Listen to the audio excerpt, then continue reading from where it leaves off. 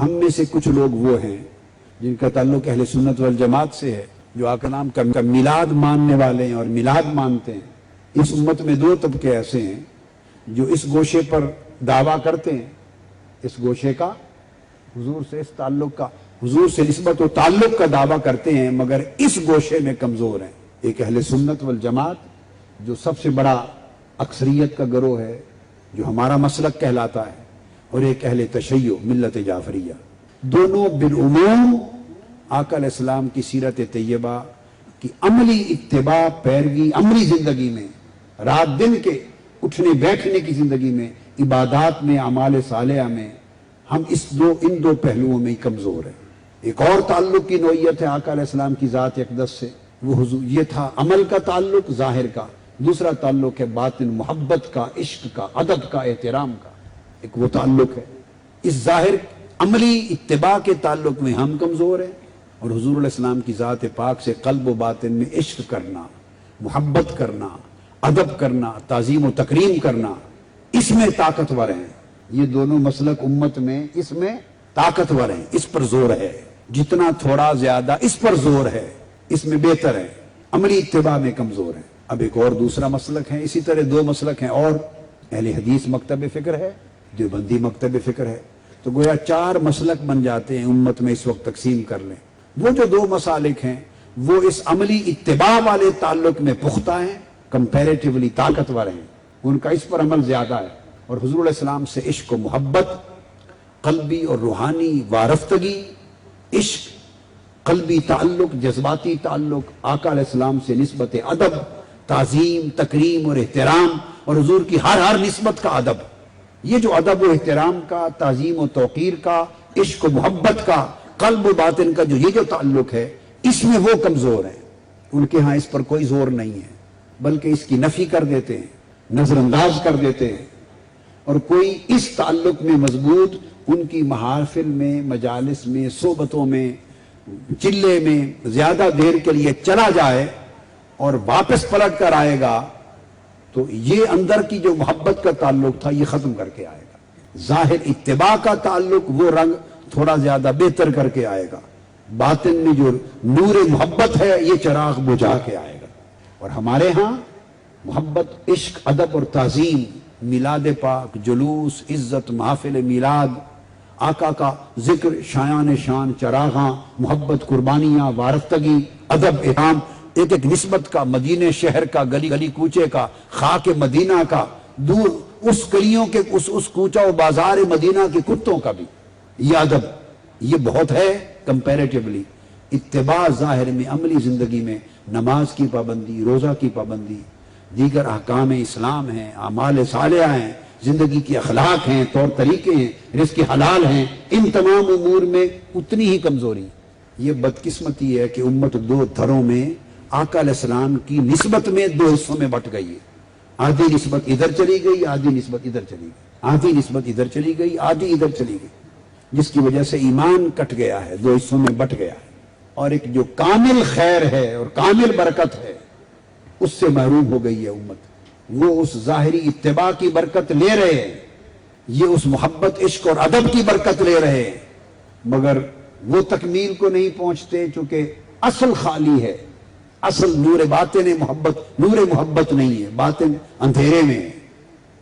یہ تکمیل کو ہم نہیں پہنچتے، یہ مسلک چونکہ عمل اور اتباع جو تکمیل ایمان کی شکل ہے وہ کمزور ہے۔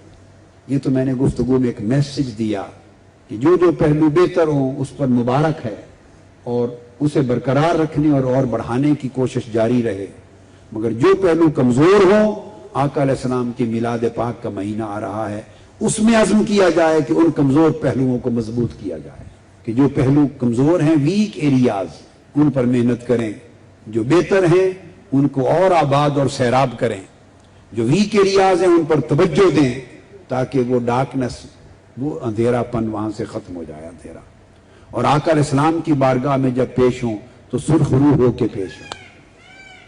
یہ جو میلاد پاک کی محفل ہے، یہ وہ جو گوشہ محبت ہے، اور گوشہ ادب ہے، اور گوشہ تعظیم و تکریم ہے، یہ جو ایک مہینہ سال کا آتا ہے، یہ اس گوشے کو جلا دینے کے لیے ہے۔ آقا علیہ السلام کے ساتھ تعلق محبت اور تعلق ادب و تعظیم، اس کو جلا دینے، تقویت دینے، مضبوط اور مستحکم تر کرنے کا یہ مہینہ، اس چیز کے لیے بہار کا موسم ہے، اور محفل میلاد اس کے لیے ایک عجیب اثر رکھنے والی چیز ہے۔ اب یہاں جو نقطہ سمجھا دوں اس کی دینی اہمیت کو،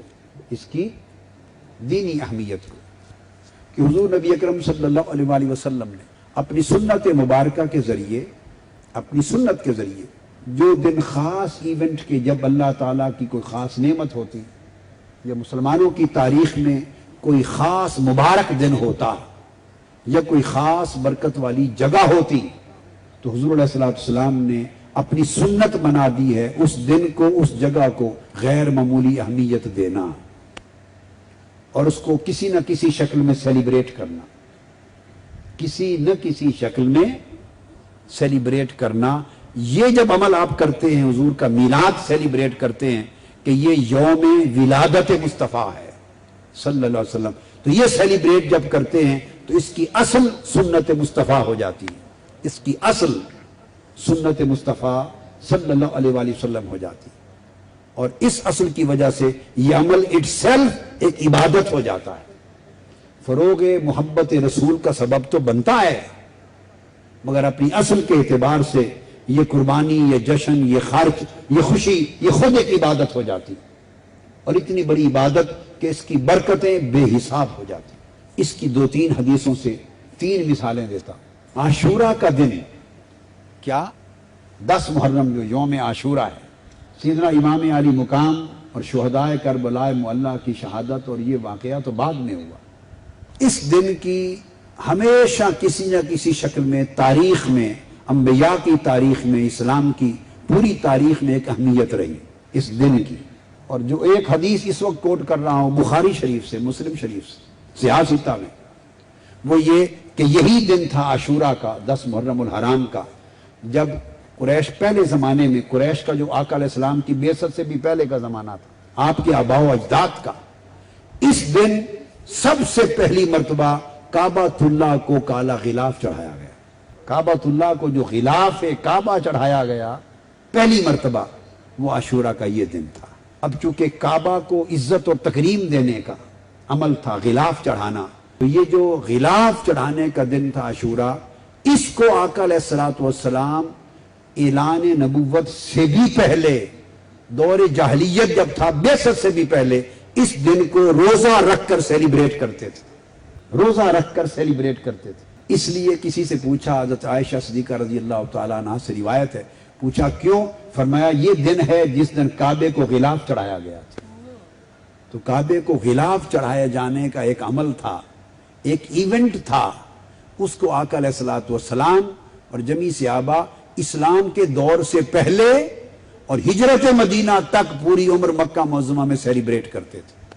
پھر اسی دن کا ایک اگلا فیز آیا، آقا علیہ السلام جب مدینہ ہجرت فرما کے تشریف لے گئے تو آپ نے دیکھا کہ یہودی بھی اس 10 محرم کو، یوم عاشور کو روزہ رکھتے۔